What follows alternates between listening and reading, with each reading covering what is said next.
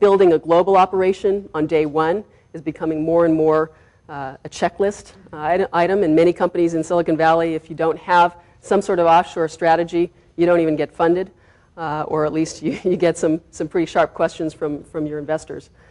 What hasn't changed? The team. What matters more than anything are the people you start the company with and the team you build from there, and the first few hires that you make, which are company defining. Getting a channel up and running. Many people overlook this. Nothing could be more important after the team than finding the vehicle to deliver your product to market. Yes, the web is a great distribution channel, but there are also some very powerful partners that you can pair up with, and it's critical to get those relationships established right at the beginning if you can lock them down. The easiest mistake, as I mentioned earlier, is being too early.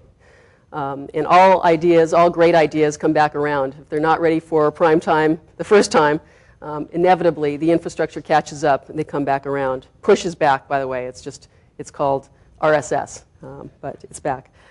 Focus on the pain. Solve somebody's problem. It sounds so simple, but so many people get caught up in the technology and the innovation, the invention that they're building and what they want to do. They forget to focus on that. And then finally, sequencing is key.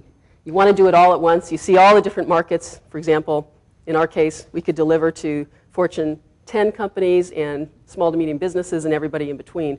How do we do all of that at once? You have to sequence it. You can't do it all at once, but you have to figure out where the leverage points are and then map it out. I know a lot of you are thinking about starting companies and maybe have gotten advice that you should leave school immediately and go start a company. Maybe you haven't gotten that advice, but I'd say, first of all, this is a great time to start a company. It will also be a great time to start a company 3, 5, 10, 20 years from now.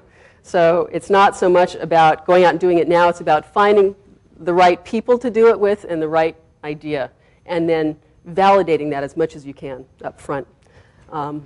Never stop learning. Build your own networks, and don't be afraid to go and ask people who've done it before, because no matter what, someone's already done it before, likely. And the best learning is experience. And never give up. Failure is the best lesson.